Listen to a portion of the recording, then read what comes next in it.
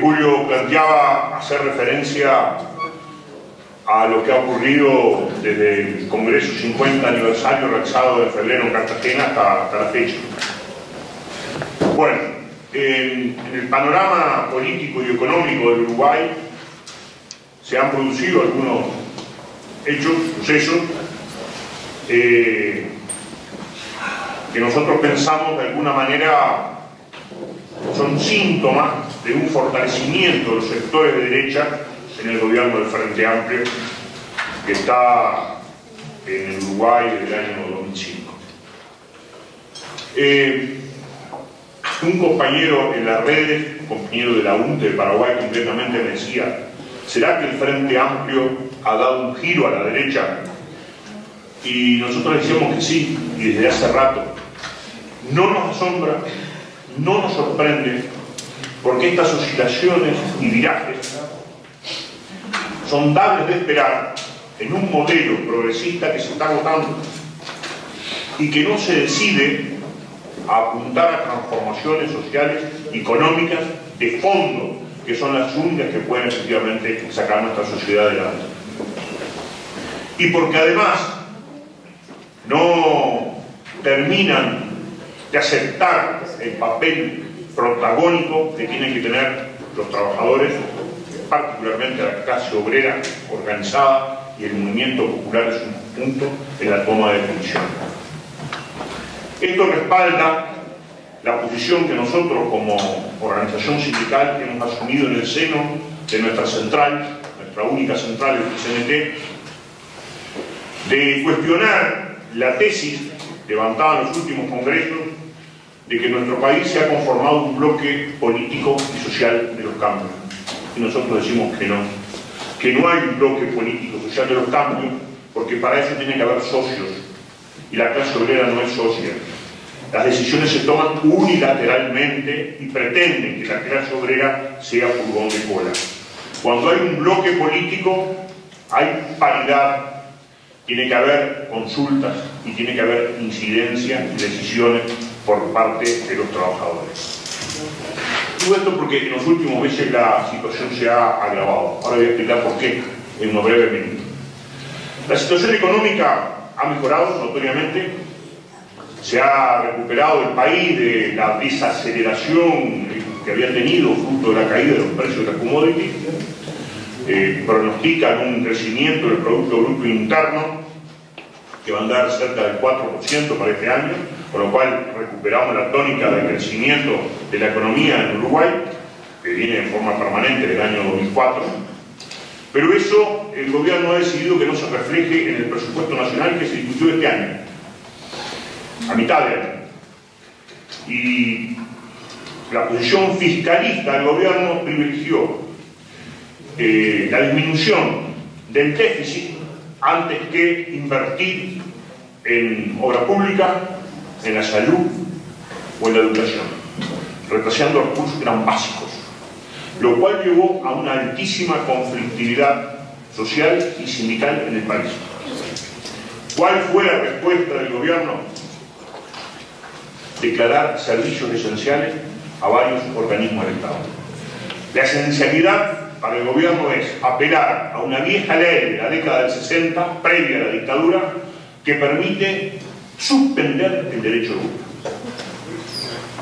en aras de el bienestar de la sociedad, cuando está en peligro la seguridad, la salud de parte o toda la sociedad. Eso lo hizo con el sindicato de la Federación de Funcionarios de Salud Pública, lo hizo con los servicios de meteorología, como antes lo había hecho con los trabajadores de la refinería de petróleo, y antes con la educación, compañeros. Todo esto agravado por el hecho de que esta ley de presupuesto se hizo a espaldas de los trabajadores, sin negociar, sin consulta, sin información, a pesar de lo que dice explícitamente la ley de negociación colectiva en el sector público que se aprobó en junio del año 2009 y que la OIT toma como paradigma de lo que debe ser la negociación colectiva para los trabajadores del Estado. Otras medidas que han tomado en los últimos meses que ha tomado el gobierno en los últimos meses. Uno, esta reciente, de la semana pasada, es la privatización del riego agropecuario.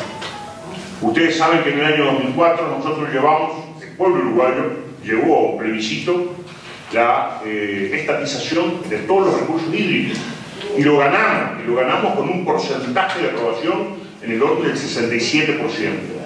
Sin embargo, violando la Constitución de la República, el Frente Amplio, el Partido Colorado y el Partido Nacional la semana pasada acaban de aprobar una ley que permite la inversión privada, el capital privado en el riego.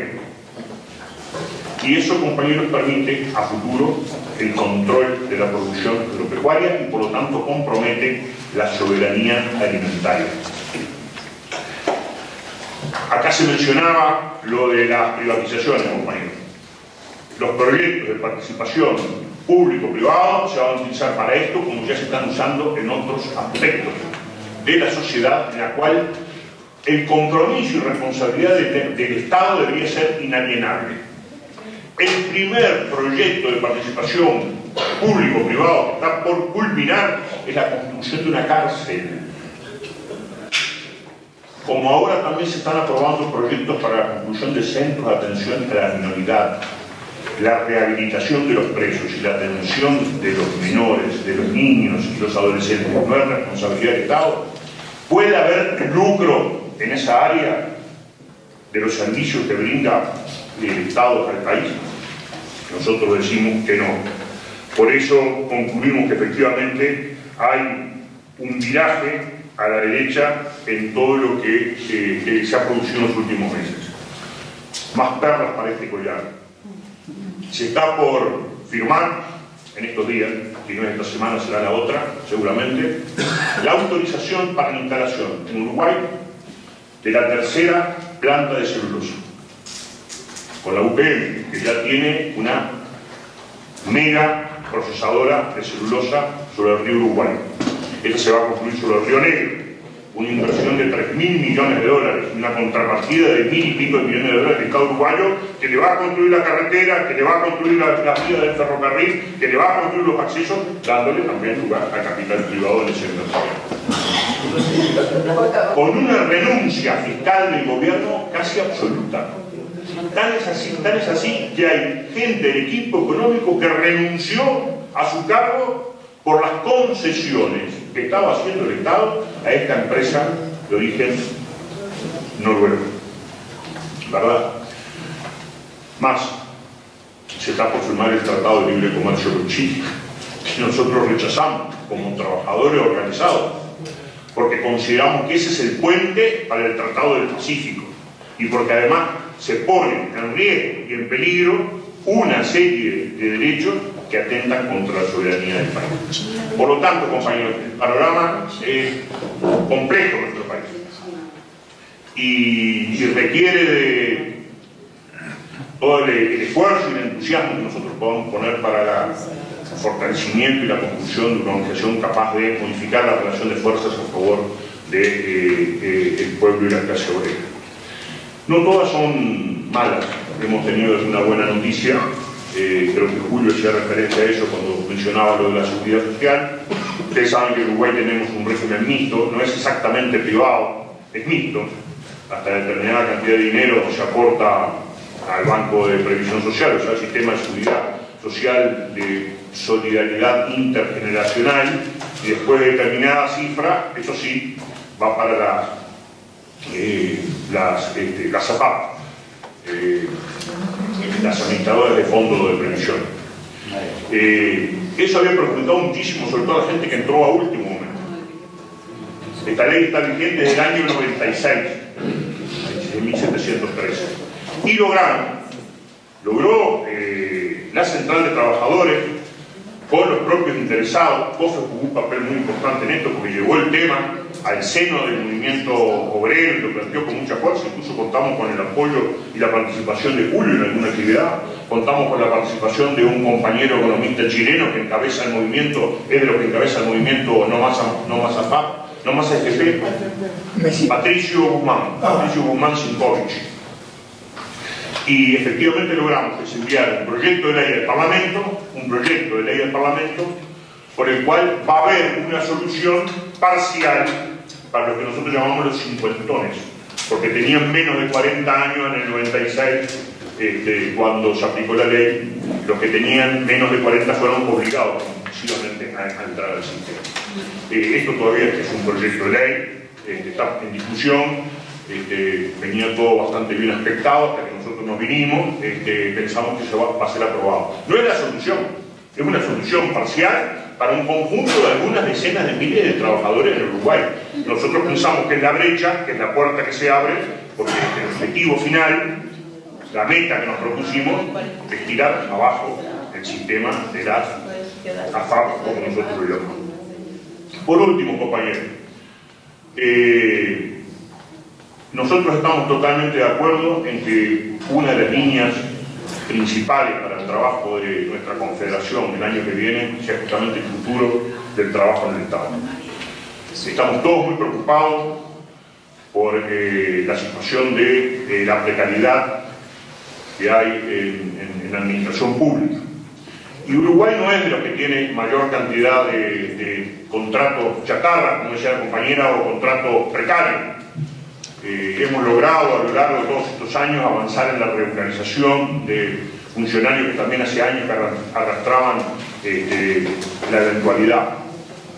Pero sí asistimos con preocupación al hecho de la tercerización, que es la forma de ir cediendo espacio y terreno a manos del capital privado. Y ya cada vez son mayores, más amplias y más sustantivas las áreas que pasan a ser explotadas por el capital.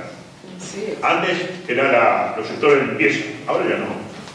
Ahora hay trabajos sustantivos, trabajos de contralor, trabajos de vigilancia, y en todos los organismos, cumplidos por empresas privadas.